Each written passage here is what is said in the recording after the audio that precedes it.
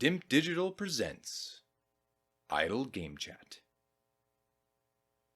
Cool.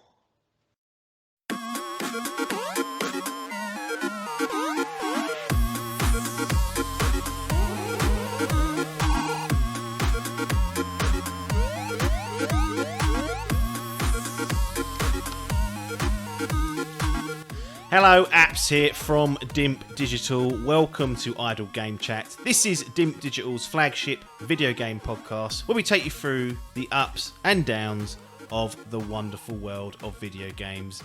We are here on your favourite podcast app and YouTube absolutely free. However, if you want to support our independent grassroots endeavour, head over to patreon.com/Dimp Digital or twitch.tv/Dimp Digital and join the community. Hashtag hand in pocket.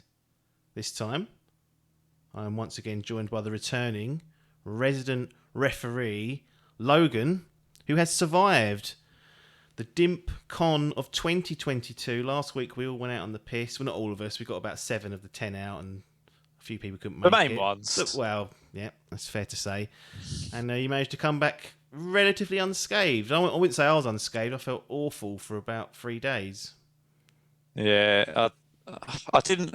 You know, when you just feel like you're at 80%. Yeah. Like you haven't got away with it completely. I felt poor for a couple of days. Yeah. But I mean, if I get away with it and I ain't sick and I don't like, that's literally just the title for me. And yeah, there was some game management going on at one point, definitely. But it paid off in the long run. No, it's a sensible thing to do because I was completely dead for many a time. It was not a good few days for me, but there we go. It was a good laugh. I enjoyed it. I hope the Dimp clan enjoyed it, and we'll try and do another one next year. Sort of people going, "Oh, are you going to do a vlog?" And I was like, well, I think Paper's retired from that old business. But now with these phones, they're probably better.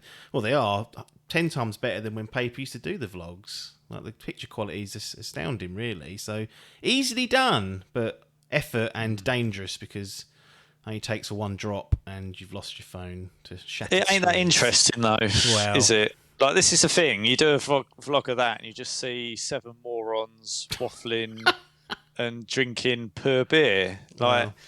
it like, who's sitting there going, "Yep, good insight." I mean, I'm not sure. I think it's good. I look back on some of the vlogs we did from EGX and stuff, and I think they're quite cool because it actually gives people a chance that didn't go to see what was there. But just no going one's out on the missing piss. out. Yeah, no one's missing out on any key information there. That's for sure. Get to see the Garrick Arms in all its glory. And the, It's actually all right. I think you undersold it a little bit. Well, you never know what to expect when you go to these places because London's got so many. You can't go to all Rat's the. nests, Yeah, you yeah. don't know what you're walking into. And to be fair, it did the job for what we needed. So hats off to the Garrick Arms. Anyway, video game podcast. Apparently, I said at the top. So that's what we'll try and stick to. FGL update. So there's been a few more transfers. Let's just get those out of the way with, including Logan, who may want to explain a transfer that he's chucked in. But Paper has finally bitten the bullet. Sequel to Breath of the Wild had to come out. This is in the championship games. This is the big prize against Parky. He subbed in New Tales from the Borderlands. You're part of that team. And given that, well, we might as well parlay this into it. Splatoon has come out. Splatoon 3 specifically has come out for Paper's team and your own, so we'll get to that as well. But now there's what looks to be perhaps the final sub. 8 games apiece for Parky versus Paper. The scores on the doors are Parky on 660, Paper and you on 648. You've made one more substitute or transfer than Parky, and there's 2 games left for each team, and one of them's New Tales from the Borderlands versus Bayonetta 3 and Mario plus Rabbids Sparks of Hope. The ace in the hole is God of War Ragnarok, which is also on your team. So how are you feeling? Is it over, or is it, are you confident that maybe God of War can do something special, or perhaps, I don't know, Mario and Rabbids might stumble, but that got pretty good reviews in its first outing. Yeah, I mean, it feels very much like it's over. I mean, it's never over, but certainly our team at this point in the game shouldn't and wouldn't and couldn't be favourites. No. I think clearly God of War has to come out, which I think it will. I don't think they've set a date, and I'd be surprised if that shifts. Yeah.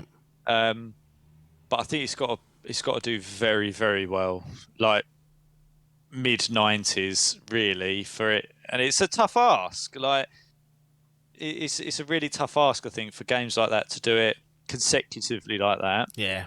And still hit the same notes they hit on the first one. And those two games, Bayonetta and Mario, are you'd expect to be mid-80s, really, minimum. I think Bayonetta 2 got 91. So I mean, it's concerning. Yeah. That's what I said. And it's Nintendo bump, so they'll get away with all the tut, whereas God of War will be raked over the coals for any indiscretion it makes. 100%, yeah. So I think it's going to be really difficult. And Tales of the Borderlands this time round, I think, is a bit of a wild card, let's be honest. I mean, there was some discussion in the group as to whether we should go with something a bit safer or the old paper, risk it for a biscuit. I just don't see this, personally, getting... Like, we need mid-80s minimum. Yeah. And I think it feels to me like this is the sort of thing where you're probably going to get mid-80s maximum. That was my gut instinct, but... you just don't know. No. I think it's going to be very difficult, though. I think I think everything's got to go our way for us to win. Yeah, we'll see. It's coming down to the wire at least, so it's going to be exciting. Last few months, Salmon in the Grand Prix has got rid of Hollow Knight Silksong, which is still scheduled in quotes to come in 2022, but again, no dates is a concern. So he's taken the approach to get rid of that, and to me, it's a high value game, so if it does come, it's likely to score well, but he's obviously frightened that it will get delayed and officially and go to 2023. And he subbed in World of Warcraft Dragonflight, so that's the next WoW expansion, which who knows, I think they normally do pretty well from what I've looked at, and unlikely to hit a delay, so might have been a smart substitution. And then yourself, you finally pulled your finger out after I thought you were just going to let this run and then realise that you'd blown it. But Redfall is finally being transferred out. A game that was delayed about 4 months ago now. Sat there through one transfer window watching it happen, and then I thought, well, he must have forgotten. And you've replaced it with another Xbox house game, which is from Obsidian. It's Pentiment. Looks like my sort of game, and looks like the sort of art house shit that critics might fucking fawn over if it plays well and has the flexibility of other Obsidian games. So talk us through that one. Yeah, well, to be honest, that must have been sloppy from me then to leave Redfall in last time. I'm pretty sure I went over and checked all the release dates, but whatever I checked must have still said late 2022 or something at that point. I don't know. At one point you said to me, yeah, it's still coming out, and it was after it had been delayed. And I was like, I can't sit there and tell you you've made an error there. So I was like, he might just blow this and I'll have to keep quiet. But it seemed like you did one last sort of sensor check this time and thought, ooh. Well, yeah, I do it. I thought I did it last time. Maybe I was just getting sloppy, but I always check in the transfer windows just if there's anything I've missed, just to make sure the release dates have either, if they're like slipped out already, I think, well, that's not looking good. But it depends what they are. Like if some of the ones I've got now had slipped to like December, and I'd go, well, I'd probably think about transferring them. But I must have just got sloppy. So yeah, when I did my check this time, I noticed that was obviously booked in for 2023, and I was like, well, that's got to go. Yeah. Let's be honest, and I said it to you, I was like, well, it's, you're feeding off scraps at this level now, generally speaking. Yeah, there's not a lot left. There's not a lot left, so let's chuck that out there. So I'm not going to say I'm some sort of genius or anything otherwise, but out of the two that was left, it was pretty much the same thought as that. I looked at what Obsidian had done before, and it was generally scored well, and they generally reviewed well. I had pretty much the same thought that you went through there, where it's that art house shit that they'll probably love. I'll love it. I'm always certain I'm going to love it, but it doesn't mean it's going to score well. I looked at it and I was like, oh, that looks like an interesting game. I'd quite like to play one of those palette cleanser type ones. Well, then you put it on and it's 50 hours. Oh, yeah, well, that is the concern. But yeah, it's just, from the ones that I was looking at, I was like, oh, that seems like the best of a bunch. And I thought I might mid-80s, maybe even high 80s if I'm really lucky. So yeah, hopefully it will turn out to be a good sub. I'll sit that sit here saying that now, he'll probably score like a 67. I'll go, And then when you take into account the 5-point penalty, all of a sudden you're in a pickle. Yes. I mean, you've got the highest average so far in the Grand Prix with an 85. But you've still got 5 games remaining. So God of War Ragnarok's one of them. Football Manager 2023, which is going to make its debut on PlayStation consoles. So Jim Ryan will be getting that game. He won't have to cry about not getting that one, which we may get onto later. Gotham Knights, which has gone gold, so up in the land of the gods as to where that scores. Pentiment, as we discussed, and then Scorn sitting at the bottom, which, I like the look of, but again, I'm not necessarily the procurer of great scoring games. I like what I like. And out of all of them, I feel like that's the scary one. Has always been, that's the one that I always thought that could really not be a great score. It's been subbed in as well, so you're clearly panicking at one. It's to get rid of those blanks. That's put you in the pickle there.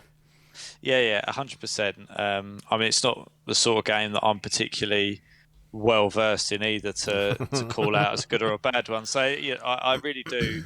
I would be surprised to see that come in as a semi-low score.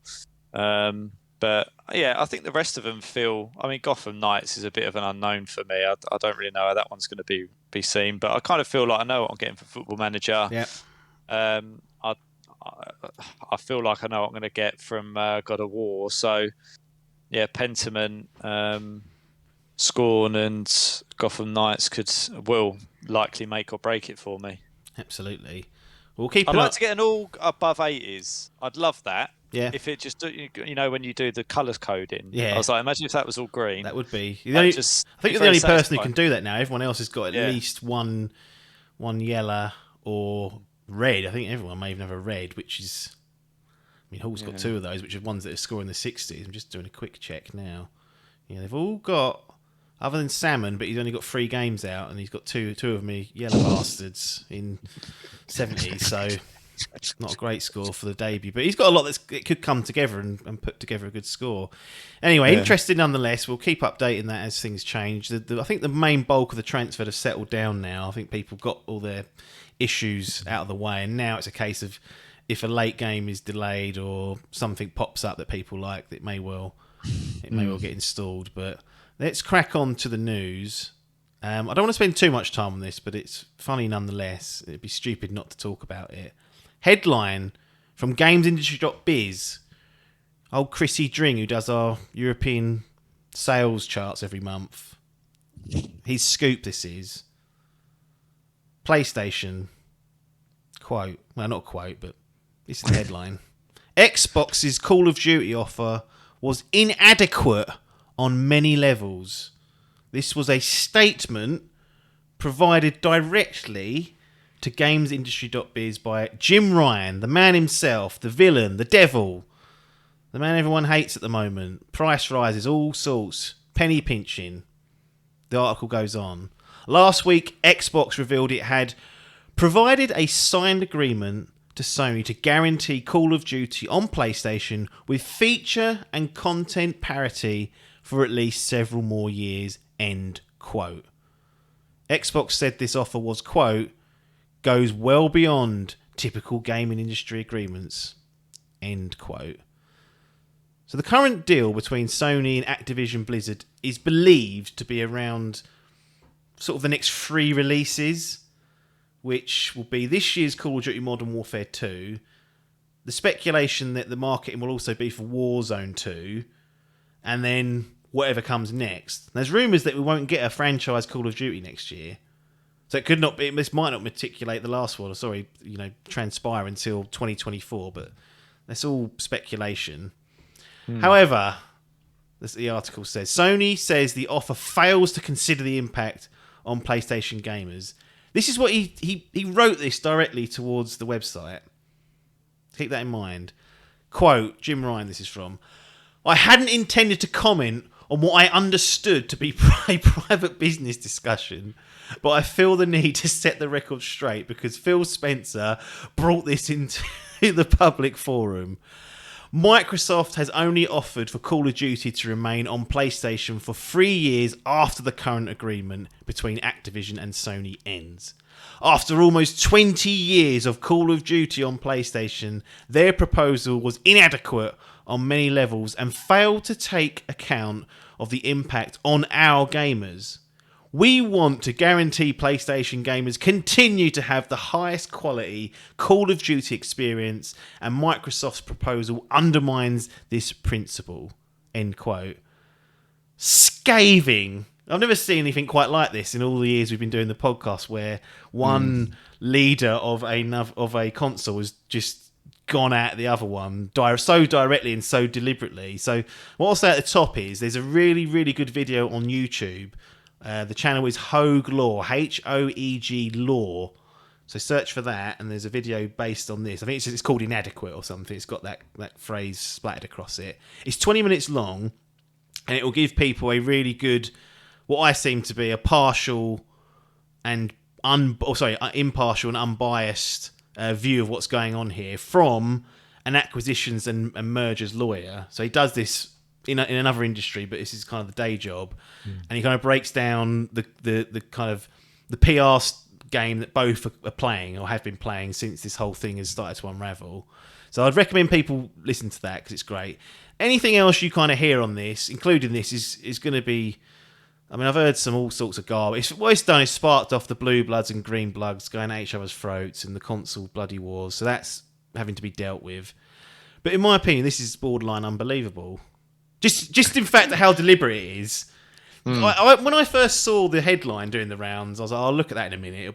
It'll be just bluster and shit. It'll be a leaked email, or it'll be an interview he was doing live. Someone asked him about it, and he just kind of slipped up whilst he was talking.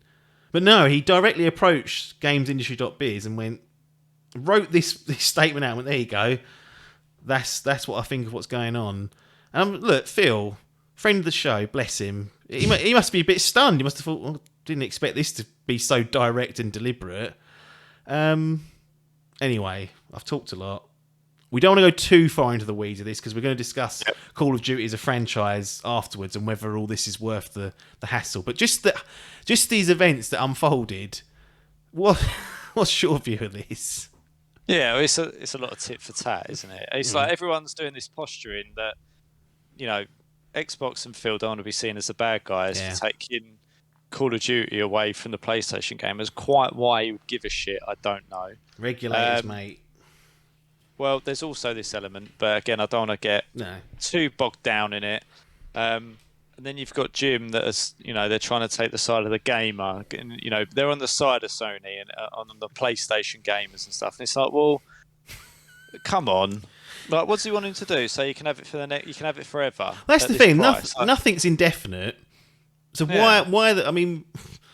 Yeah, it does seem a bit odd. Like, at no point is anyone ever going to say you're going to get Call of Duty every year for the next 50 years or indefinitely. Because, to be fair, if this goes into Microsoft's stable and they have full ownership of it, they might say, they might say we're not going to do Call of Duty anymore. Like, it's up to them what they do with it at that point, from even just an IP level. They may decide that, no, we want everything to be focused on Halo, so we're going to move all developers over to that and do Halo every year. Like, It's not a. There's no. They don't have any right to have to release this on an ongoing basis. They could just pull the plug on it. Now, financially, it'd be stupid to do it, and I doubt they will. But it would be up to them. Well, yeah, I think there's definitely a lot of considerations in it. I mean, obviously, Jim knows that Microsoft won't want to lose that revenue from Sony, and there's all this kind of like. Everyone's trying to get an angle on it, but really, the reality is that Microsoft hold the cards because they own the studio. Like they're the owners, so therefore they can call the shots. And I think it's with all of these things. Like Jim will want the best deal for him and Sony. Yeah, and that's what he's doing. I mean, quite why he's gone so aggressive at Phil when Phil's probably just said, "Well, we made him an offer for the next 3 series to be on Sony," and we think that's that. For him to come out and literally just go. He's gone at him. It feels like Phil's got under his skin a bit. Yeah, he's two-footed him, isn't he? So he's gone back. But it'll be interesting to see how it plays out. It's going to become one of these There'll be a soap response in operas. the next like Yeah. 7 to 10 days. I have no doubt Yeah. there'll be some level of response to this. And If you feel though, you're laughing because oh. because he knows that Jim's on the back foot now, Yeah. and that's how I'd be looking at it. I'd be going, well, if he's biting me already, and we've barely even started talking, then Yeah. he's bothered. So, Well, I'll double down on what I said last week when I was laying into Sony about how they look incredibly weak again. yeah, Desperate almost would be a word that you may use to describe this latest turn of events. And once again, they are showing themselves to be not in control of this. Like, it's all there. There's no... but it's obvious they're not. No. Like, if Microsoft bought them, there's no point in Sony saying or trying to appear strong in this because they're not. They're not. They can sit there and go. But you haven't got to this is, concede it so obviously. No, exactly. Like, that's what I mean. The when deal Phil ain't would be going to get laughing. blocked either. That's the thing. The deal's not going to get blocked. Now, whether it comes with some sort of concession decree, which has been spoken about, where Microsoft have to sign and say, yeah, we won't change anything for X number of years, that may well be something that they're angling at. But you ain't going to stop the fucking deal based on this. I would not have thought, in my completely unqualified opinion. So, yeah, I mean, it's somewhat strange. I mean, in a way, I'm kind of like, well, hats off to you. You've just two-footed him and really just gone after him directly, which we get so much around the fucking pussyfooting, passive-aggressive stuff that at least he's just sort of gone, well, I ain't happy. But on the other side, again, PlayStation continue to look weak in this whole exchange and generally all round with some of the things they've been doing. I've got a theory of what might be happening from Phil's side. Got Alan pulling the strings, obviously, upstairs and whatnot. So, very senior these days. Yeah, so roughly the way the timelines would work out is that, in 7 to 8 years, there may be no agreement to bring Call of Duty to PlayStation. Mm-hmm. I've spoken about, even last week, how I don't know if the console generation shift will happen this generation, but all the stuff that's kind of happening will build momentum for the next generation, which may well be in 7 to 8 years' time. I wonder whether Phil's trying to time any written agreements in to facilitate the agreements with the regulators, keep them a bit happy, say, look, we've said we're going to give it for 3 years on top of what they've already got, 6-7 years' time. After that, surely we can renegotiate or do what's right for us, etc. And by that time, it may well line up to the fact that we're in the window of new generations coming. And imagine one of the big cards that Phil could play at that point. Our agreement with PlayStation for Call of Duty has ended. The Xbox Series X 3 or whatever they come up with, their awful naming convention, will now be the only place you play Call of Duty on consoles going forward. And he lays the smackdown on that. All of our agreements are fulfilled. Good night. And now, as we've built momentum during this generation, we can get out the gates quickly and stomp all over whatever PlayStation 6 might be. Is that too clever? I mean, these are very clever people, mind you. I would not be surprised if that's the level of strategy. Or does Phil think I'm going to be leaving in that time and they can clear up the mess once I'm gone? I'll be having enough by then. Yeah. I mean, I think they haven't spent the phenomenal amount of money on it they have to play necessarily such a long game. I think they definitely wanted that studio for a reason. I think that Call of Duty was definitely an important IP for them for whatever reason, whether it's the developer knowledge, whatever it might be, I'll fucking tell you with these numbers in a minute. But the simple fact is that all of that franchise is an absolute money printer. Yep. So if Phil's trying to get some money back in the books after giving away all these games from Game Pass and you name it, being a friend of the show and all this expense he's had. It ain't a bad way, but it takes a long time to replace $65 billion or whatever it was that they paid for it. I mean, yeah, I suspect there is an element of them trying to placate the regulator, but I don't know whether more's been made of that than they need be. It's not like they've bought Nintendo or PlayStation. Like they've bought a developer and a big one at that. But I don't know.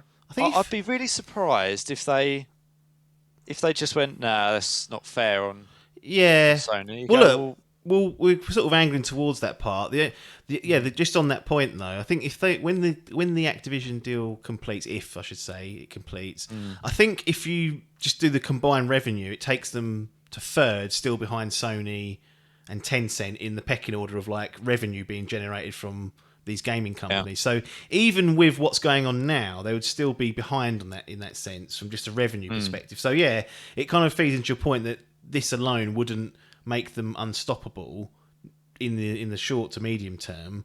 I guess from Jim's point of view, he looks long term and thinks, what happens if I can't have that on my platform? But yeah, no, it's funny.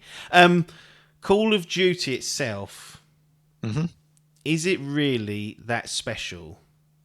So, I mean, is it worth all this bluster? Because I don't hear fucking Jim saying, "Well, we've got Bungie now, and the next expansions for Destiny 2, I've sent an agreement over to Microsoft to tell them they're still having it." I don't understand what all this I don't. There's something about this game that clearly, and the franchise, which I think we'll get to, is the reason why it's been a sticking point. World of Warcraft, no one cares about. Overwatch 2, you don't hear Jim Ryan saying, right, I want an agreement, that's on mine, and Phil going out to placate and say, don't worry, Overwatch 2 is still going to be on PlayStation. Yeah, but it's all been focused around Call of Duty, which is a bit of a joke in itself, because the King part of the Activision, Blizzard King, like the mobile division, makes the most out of all of it. So that's the real money printer in the background, but I suppose it's not eating into what Jim's up to. So anyway, is Call of Duty really that special? Because it's clearly becoming a focal point for this entire merger or acquisition. So here's some stats we've got to support one way or the other. 8 out of the last 10 years, Call of Duty has been the top-selling premium game in the US. And when I mean premium game, I mean it no free-to-play nonsense. This is stuff that you hand over at a retailer or on the digital storefront. So how much you pay, 50 quid, 60 quid, whatever it is to get your Call of Duty. It's been the top seller 8 out of the last 10 years. And it's even, actually, if you go back to 2009, it was top then in 2010. Like, it's, the stats are probably a bit stronger in that sense. In some of those years, it's been the best-selling game in the number 1 slot and number 2 slot. So the previous year's game gets number 2 slot, and the new one gets number 1 slot. An absolute domination. It's happened a couple of times. Here's some more. Call of Duty franchise surpasses 30 billion in lifetime revenue. This was written on the 9th of the 6th, 2022 by GameObserver.com. With sales, so again, this is what's been handed over, topping 425 million units. Warzone has reached more than 125 million registered players since it's launched. Call of Duty Mobile has generated 650 million downloads, although how many of those people launch the app? Because I download things and don't launch them all the time. And yeah, the entire series has surpassed 425 million units sold, generating 30 billion in lifetime revenue. 3,000 people are thought to be working on the Call of Duty franchise. Yeah. Can this franchise actually be replicated or competed against? Of course, in theory it can. But let's look at the practicalities of how popular this entire thing is. Is it actually realistic that something could come along and regularly disrupt Call of Duty from the games market? And is that why there's such a squabble going on upstairs in the boardrooms? Well, I think games have tried and games have come and gone. I think, Battlefield has consistently tried to. Yeah, EA aren't hard up. They've got talent and money to throw at things, and it's not really stood a chance. Well, if you release Tut like 2042, you ain't gonna win with Tut. Honestly, I thought this could have been the year. That could have been the game, and they absolutely, completely blew it. But anyway, I mean, I think it's theoretically possible I personally think it's theoretically possible for United to win the league this year, but it ain't going to happen. No, it's one of these things. In the short term, no, it's not. But really, I think there was a perfect storm in some ways that I think saved them, and that was the success of Warzone, and also I think the pandemic. I think that a lot of people being at home made them buy consoles, and more people got into Warzone. I mean, I've seen it with some of the people that we know that you'd think, what are they doing sitting on there? Like, and it's just it, you know, and that's probably a bit unfair on it to say that it's by luck or chance, but I really do think that those two things have helped it out. Yeah. That being said, Call of Duty has this really good way of appealing to casuals and to serious competitive gamers. Like, it really somehow manages to cover all of the bases which it are really hard to do. I mean, all the hardcore PC lot would used to swear by Battlefield. Yeah. And even them, those guys now have shifted over to Warzone and stuff. So, you know, they do what they do really well. Yeah. That being said, you know, I often feel like they're lazy. They are. I mean, even when you look at the fact that they're releasing Modern Warfare like a couple of years back, and that's what obviously released with Warzone. But that was COD 4 redone, not remastered, but redone. They reimagined a lot of the maps. Yeah, like they did that, and they're doing a similar thing this year with Modern Warfare 2. So they're going back to successful games from 8 to 10 years ago and rechucking them out. And well, those campaigns were quite dear. I know from your perspective it's multiplayer, but from my, I mean, the 5 hours I spend every 2 years playing a Call of Duty campaign, Modern Warfare was a different storytelling at least. Well, look, and by the way, in terms of value for money, really, from a base game, they cover all the bases. Single player, well, they did try and bin that off one year, but that hurt them. So you get single player, you get competitive multiplayer, zombies. Yeah, and you get some synergy with Warzone. Yeah, so Warzone's tied in. So I mean, it's really clever their model. I mean, it's criminal in a way, but it's really clever. So what they do, they know the majority of players want Warzone, right? And they play Warzone. So you can level up your guns to get the higher the level of the gun, the better attachments are at the higher levels, right? As you'd expect.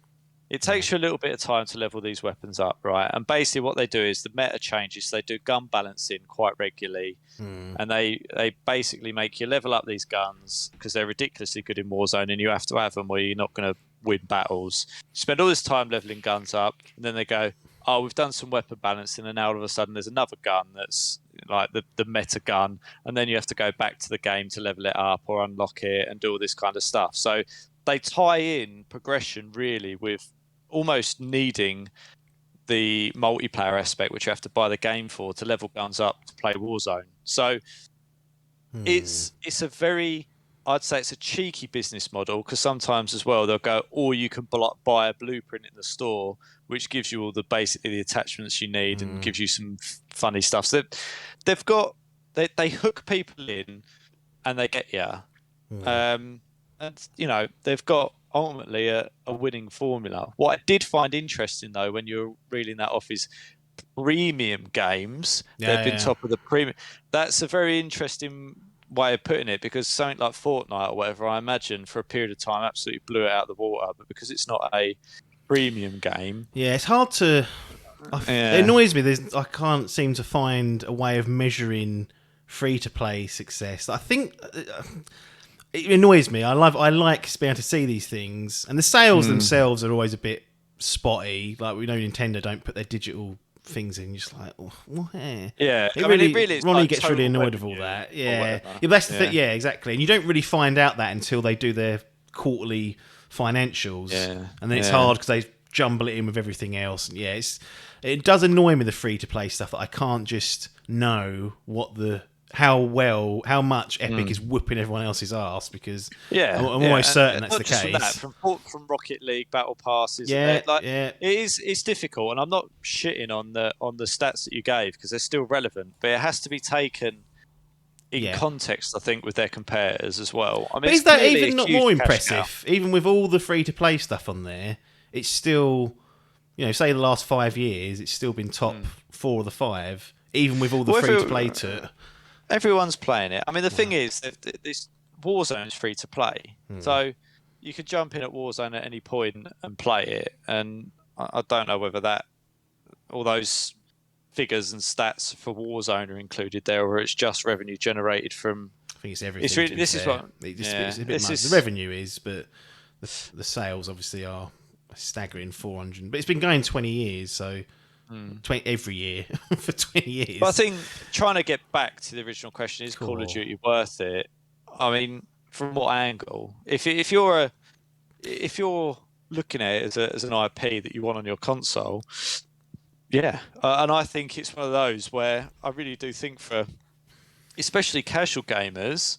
Will it drive? Will it drive someone would. leaving one ecosystem behind? That's the crux of it, isn't it? And that's what I mean, Jim's Cop, scared of. Yep.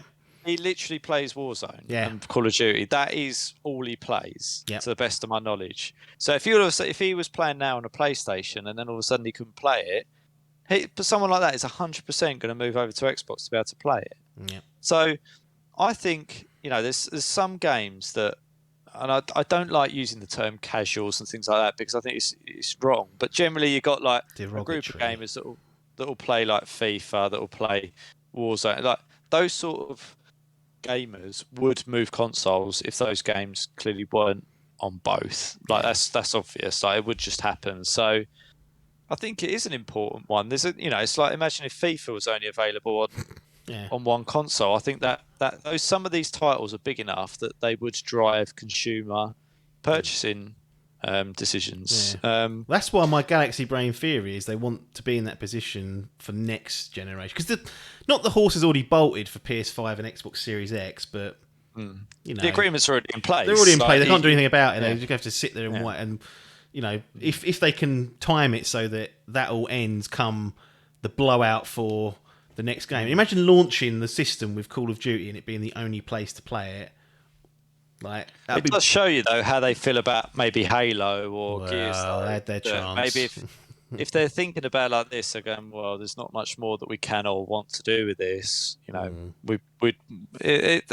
kind of, for me, puts the nail in the coffin. But maybe it doesn't. Maybe they literally want to.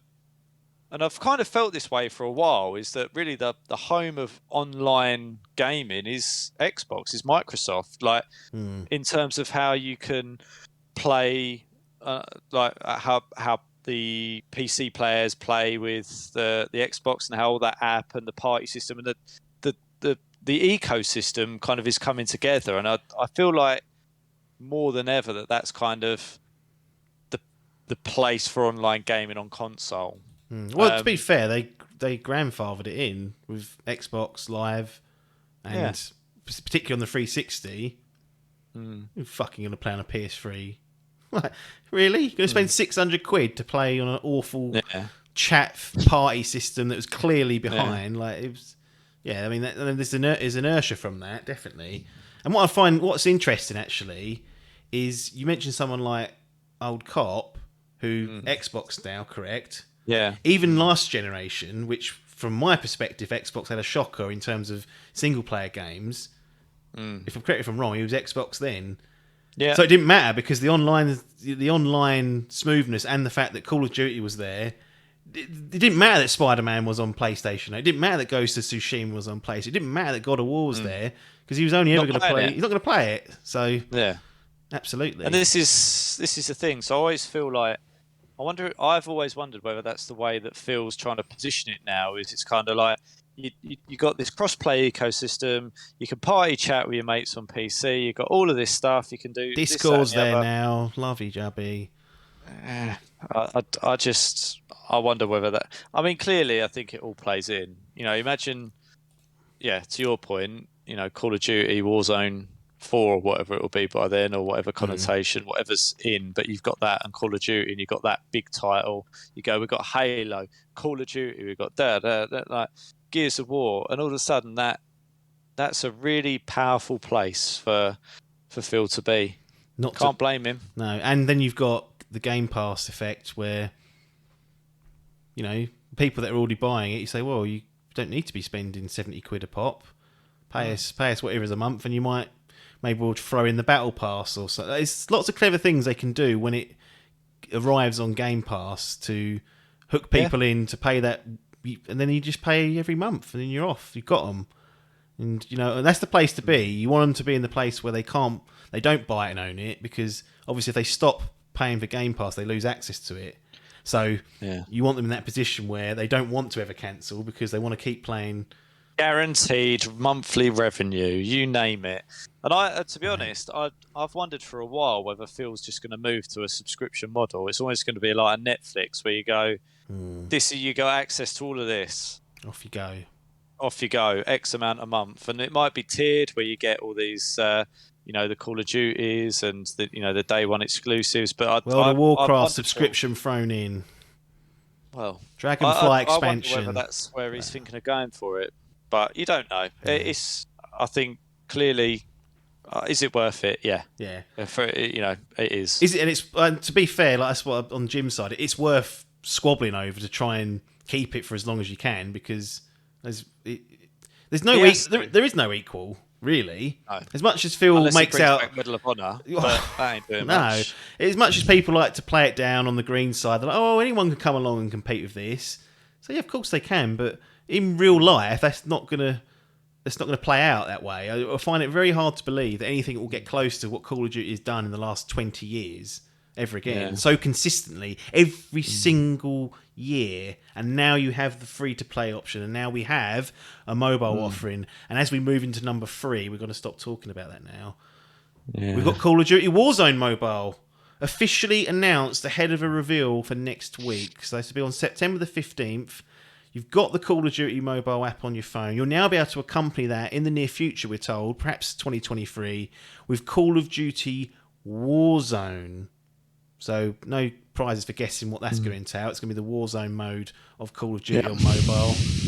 This seemed like it was going to be inevitable that they were going to do this. I guess the question is, from your perspective, is it a sniffer to try on that brand new phone of yours?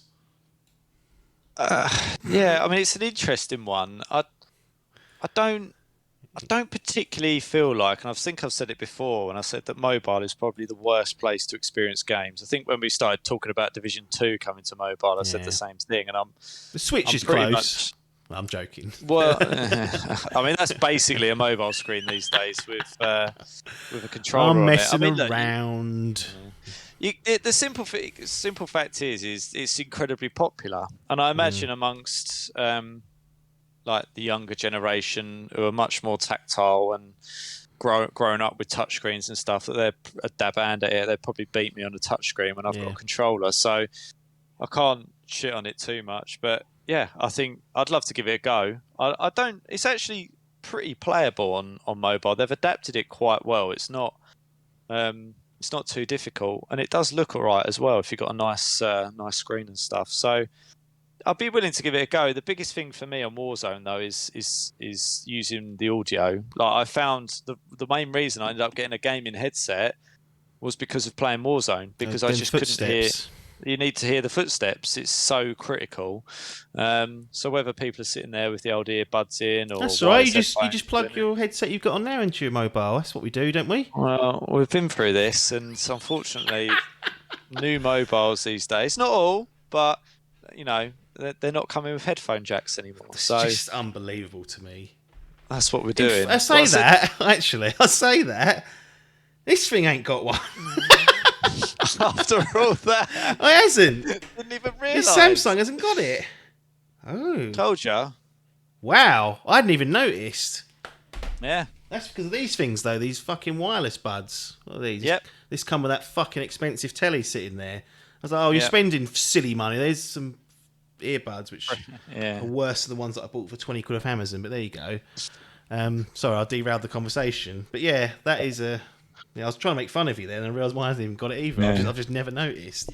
Yeah, weird how quickly you move on, isn't it? It's weird. Yeah. Like I mean, it's just one of those things where it's like I keep a pair of wired headphones in my bag just in case my wireless ones run out of battery. Yeah. I'm not stuck somewhere with no battery in them, but I'm stuffed now. But that's just life. So yeah.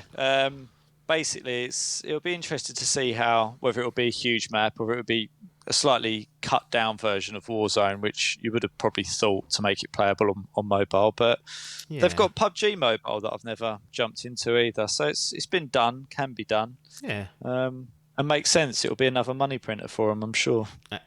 No doubt. So the Call of Duty I guess, event is September the 15th. They're also going to take a look at Modern Warfare 2, so there's going to be new details on that, and Warzone 2. So they're really going to blow out, I guess, the roadmap for Call of Duty for the next year almost, because Warzone 2 is expected to come early next year. This mobile game also expected to come early next year, so that'll satiate that. And then Modern Warfare 2 will be for the remainder of this year and well into next year as well, or maybe longer if the rumours and innuendo are correct that there's no franchise Call of Duty in 2023. So yeah, be a nice little break that will be. Hopefully, it's interesting, isn't it? That may be the case, because like we talk about it being the money printer, it just seems it seems like an odd thing to be happening. But again, it might be wrong. It could be that was all nonsense. But I mean, yeah, without going down a black hole, I think one of the biggest issues that I've now got with Warzone and Call of Duty is that they've tried to integrate 3 different Call of Duty games into one Warzone, and it's, to be honest, I wouldn't say it's ruined it, but there's just so many weapons, and it's all a bit confused because you've got, a World War II one, a Modern Warfare, and something in between. Like it's all a bit muddled and confused, and there's multiple MP5s from, there's a Cold War MP5, there's a Modern Warfare. It's just all a bit muddled. So I'd like to see them not necessarily linking. I don't have to buy another Call of Duty. I'd like to have Warzone. You give me a Call of Duty that kind of accompanies that, and then I play it for 2 years and it's done. Like that's kind of like the ideal for me. Just trying to look at this 2023 Call of Duty, because I'm not convinced anyone's officially acknowledged it. I'm almost certain of it. Bloomberg, so Jason Schreier, I believe, at Bloomberg reported that for the first time in the franchise, the game will be without an annual release. This marks the first time in over 2 decades that players won't have a new Call of Duty game to play in that year. So Bloomberg are normally pretty hot on it. I think that's why everyone's just taking it as fact. But until we hear it from the horse's mouth, I'll always mark it as rumour and innuendo. Otherwise, it's egg on our face, and we can't be having that on a regular basis as we've been having. We've never been wrong. I don't think other than the other week when we said there's never going to be a PlayStation increase, and then literally 2 weeks later they go bump that up. I think we said unlikely, but it's still the same thing. Yeah, we would have done, I try and frame things now and not absolutes, just to leave some level of... We'll get full fact on our case. They've marked it as a misinformation. They're talking absolute rubbish. Anyway, we'll call it down for this particular week. Thanks for joining me to talk about Call of Duty mostly. It's very rare that we would do that, but everything was aligning. And to be honest, if next week they show some compelling stuff, we may be back again to talk about what we saw. But where the clicks are, right? We've got to get the. There's a huge gaming audience there that we're not tapping into really. So purely from a marketing perspective, we should be doing it. We should be doing it. And then what we're going to do is we're going to treat them to some impressions of the very, very famous Yoku Island Express. So that will keep the casuals, as you called them earlier, nice and hooked onto this episode. Nothing more for us to say here other than we're going to see you on the other side.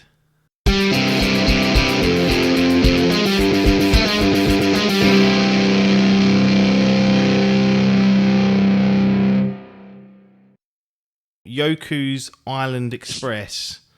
I don't even know what this is. Some sort of pinball toot. Anyway, how are you getting hold of it? Is this on Game Pass? Is this something you've purchased? How have we? No, I have not purchased this. So this is a Games with Gold. Game. Right. So again, I'm going through a bit of a palate cleansing phase, if you like, at the minute, where I like playing these like little no harm done, no stress games. And this cropped up, and I was like, it's a Team 17 game. And whenever I see that, I mean, it's published by them, so you take it with a pinch of salt. But it's usually a sign of it won't take itself too seriously, and it's something to kind of have a little look at. So I thought I'll download it and see where it is. And it's I mean, what I'm looking at here says it's a platforming pinball adventure. So that's what we're dealing with, and that sums it up quite nicely. So essentially, you're this little fucking bug that's pushing a pinball around this little side-scrolling world, and you're this postmaster on this island. right? And basically, they're like one of the chiefs of the island has got like ill, It's absurd. essentially. I don't know if he's been got some sort of curse on him, and you have to then go and assemble He's all called of the in sick. chiefs. He's not there to do. Yeah, you have to go and get all these chiefs in to then do this like ritual to then make him better. I mean, that's a really simplistic way of doing it, but basically you got to go through all these little parts of the level, and occasionally you find yourself having to do these little pinball parts to unlock and get parts of the level sorted. So it's kind of a bit of an exploration of the whole map. Yeah. And you have to access different parts of the map and underground or whatever by these like tunnels which are arranged in a pinball manner. So it's sort of like a puzzly, pinball-y side scroller. And it's a really weird mashup. And I don't know any way better to explain it than that. Okay. But yeah, there's some, interesting little mechanics, and as you kind of go through it, your character gets some mechanics to be able to swing on certain things, to be able to swim underground, and then you can access different parts of the level. And basically, the whole idea is that you then sort of sort out this big old chief of the island, and everything goes back to happy families, and you continue being a postmaster. And this is what I spent. I'm going to estimate between 10 to 15 hours. Bloody hell! Yeah. I thought he was going to say 5 hours. No, it's. Right. I mean, 15 hours is tops. It's probably more like the lower end of that, but not an insignificant amount of time. And I guess you expect when you play these games, you expect it to be pretty simple to figure out how to progress in it. Yes. This is not that sort of game. It does not. It gives you some quests, but they're like, go and deliver this post to this guy over here, and it'll be like a blacked out area of the map. And to move around the map, you basically have to go through all these like little pinball lanes and platform your way over there. And it's not that intuitive to move around the map. There is a kind of quick travel system, but you have to pay. You have to collect like this fruit as you go around, and you have to basically pay to unlock the quick travel in 4 different sections of the map. Right. And that takes a little while to get going, and there's just various little things. I mean, there's one element where to deliver a bit of post, you have to deliver it to a bee, and this bee only will accept it if you look like a bee. Right? But there's no clear way of identifying how the fuck you make yourself look like a bee. Right. Basically, you can spray paint your ball. Yes. And there's a certain combination of doing 4 of these spray paints or a couple of these spray paints that make it look like a bee, and then it will let you in. But I had to Google it to understand which it was, because beyond sitting there for fucking hours on end doing any combination of it, you're never going to do it. So it doesn't guide you very well. Right. But basically, it's harmless. It's a harmless bit of fun for nothing. And it was just a weird little experience I had where I'm playing a platformer mashed up with a pinball game.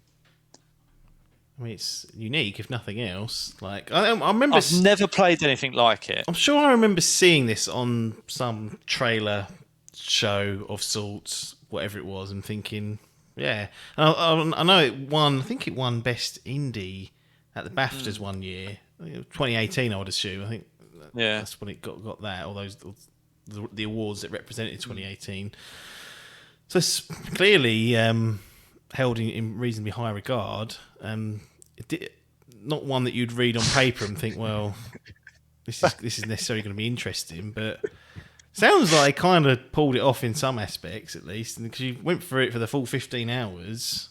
I mean, I know you're not biff like Sir Bin-a-Lot, but if something's real poor, you will walk away from it and say, I mean, I've got no bones about cutting my losses. No. And I really did consider at some point, I had to keep stopping because, as I say, it wasn't clear how to progress the game. Like, at some points, you felt like you just had to keep going back to certain areas, see if there's like a hidden like path that you'd missed, or going back to certain areas, because it was clear, like in one area I needed to be able to swim underwater to unlock, like to get through it. But I couldn't figure out who I had to speak to or how I got this power to be able to swim underwater.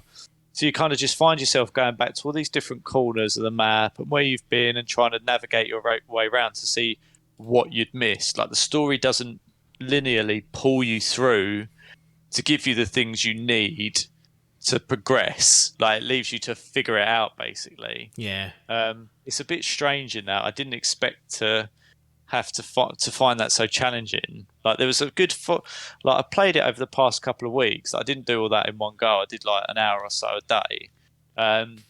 But yeah, just like trying to figure out the next step sometimes was challenging. And then you'd go, and then I found a little bit that I could get through that I'd missed before. And then I found this guy that I had to speak to and unlocked a whole new bit of the map. And I was like, oh, right, okay, I can progress it. And then I'd get to another point where I'd be like, how do I now get down, deliver this parcel and finish that quest? Like, it was a really peculiar game. I've never played anything like it where I'm in a platformer 1 minute and doing a quest, and then the next minute I'm literally playing pinball.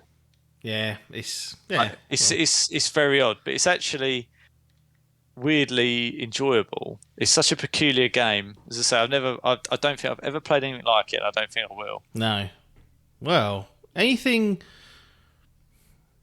What's the drawbacks? I mean, obviously, anything other than the perhaps sometimes you'll be stumped, which can be individual because someone might suss it out straight away or whatever. But any other drawbacks that you can think of, or sounds? I mean, I've got the game for nothing, right? Yeah. I mean, in terms of like performance and everything, it's fine. It's got a good little theme tune that's going on. Yeah. Like, it's harmless to play. There's literally no threat around you at any point. No, like, you're never like worried about. Ain't fucking Elden Ring or everything's trying to kill you. It ain't Elden Ring, but it's just I mean, I wouldn't say there's any drawbacks to it particularly. I mean, if you don't like pinball, don't waste your time. No. I mean, it's just a good little harmless game. I must admit, there's some frustration with it in trying to figure out what the fuck you're supposed to do next. Like, you don't expect to have that kind of challenge in this game, but yeah, it really is what it says. It's a platforming pinball adventure, and it ticks those things off. I mean, if anyone's got some time to spare and a pinball in platform adventure, I mean, this is your game. Yeah. If this is what you've been screaming for, then you're in luck. Your dreams have come true all of a sudden. A very niche dream that you've had. Yeah, it was just one of them games where I played and I was just like, what have I landed into here? Like, and it's as I say, for like 10 hours or whatever, and there's more you can do. Like I didn't even do like completionist. I finished the story, but there's like additional quests that you can continue to do in it. Find all these different like pinball skins, if you like. I didn't find all of them. Yeah. There's loads of little collectibles and things that you can go around the map and find, and there's like an extra little bit that once you've done all the collectibles, I think it will unlock another element to the world or the story. But I was just like, you know what? I feel like I'm done at the story. I'm glad I've done that. Yeah, Like, they get absurd sometimes, these games, like the end game or the 100% run. I always think, nah, I've enjoyed my time, but there's no need for me to get actually stressed out about this, so I'll just walk away. No, I've sorted out the problem, and then that's it now. I can walk away happy with my work. In defense of it, it does say there are ways, like there's certain characters in the game that that show you where in that area of the map all the collectibles are. So it doesn't hide them. You can do them, but you still got to jump through the hoops sometimes to get them. Yeah. And I was just like, I'm done with the game. But basically, like there are bosses in the game as well. So I think there's about 3 or 4 bosses, and to defeat the bosses, you're in a pinball, so you're having to shoot like the ball up to certain parts and do certain patterns, like the usual 3 patterns to defeat the boss. So it's just an interestingly different way of a video game, I think. Like it mashing together those two. Because pinball's obviously one of the classic games, right? That everyone's played, but then actually inserting it into a platformer, like you think they don't go that organically, but it just weirdly kind of works. And you just accept it, strangely. Yeah. Well, Sounds on the up and up. I mean, we're just approaching the doors of the Dimp Digital Gaming Gallery. People want to get in and have a drink, but are we going to unlock the doors and start heading towards your personal wing to display it, so that Team 17 can say, look, we've just published a game that's going to go into the Dimp Digital Gaming Gallery in Logan's personal wing? I mean, this is a really challenging one to figure out what to do with it, because it wasn't bad. There was nothing wrong with it. So in terms of trying to figure out the criteria, and on the basis that the other week, I don't know what order they're going to come out in, but we all know where my dumping ground is, and I don't know whether that's fair or not, and I've been reassessing that in recent times.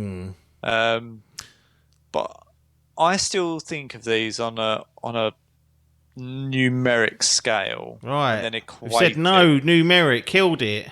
Stone but dead. We said no to numerics, right? So I'm just talking through the logic. Okay. So, on the basis that I think there is very little wrong with it, and I largely enjoyed my time, other than some frustrations around progression, it does go in the gaming gallery, weirdly. And I don't know if I'm going to live to regret this. Patrons are happy. They're flooding in now, getting a beer.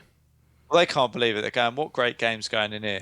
They're waiting for me to put the plaque up and show them what it is with the game cover and everything.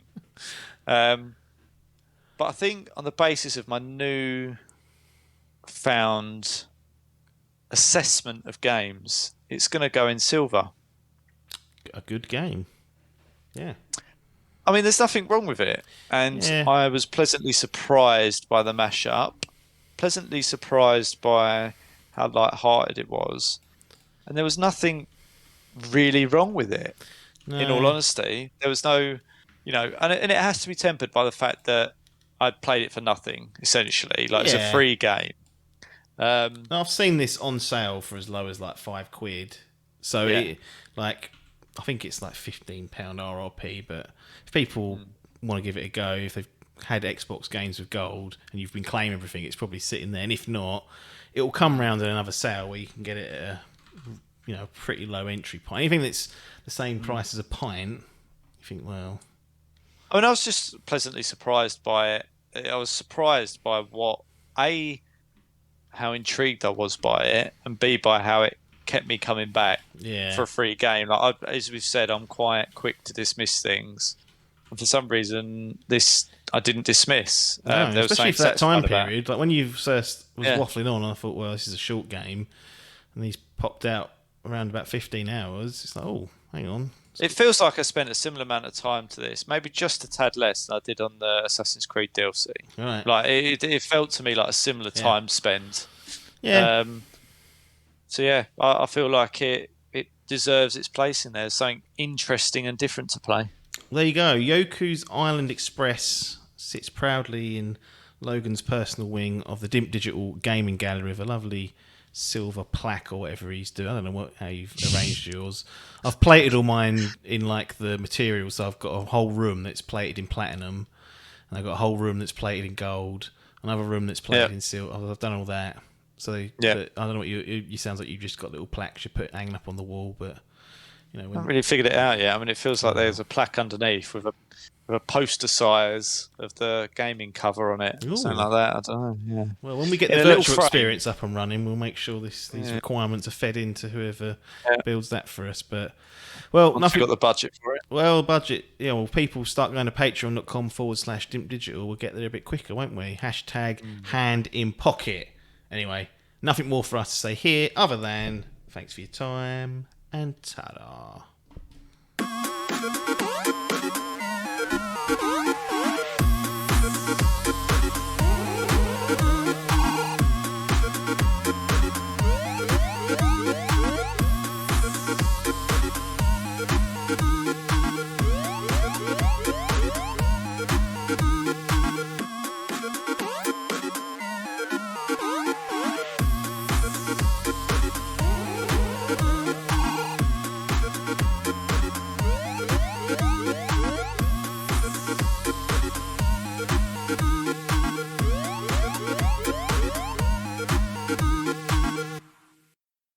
This was a Dimp Digital production.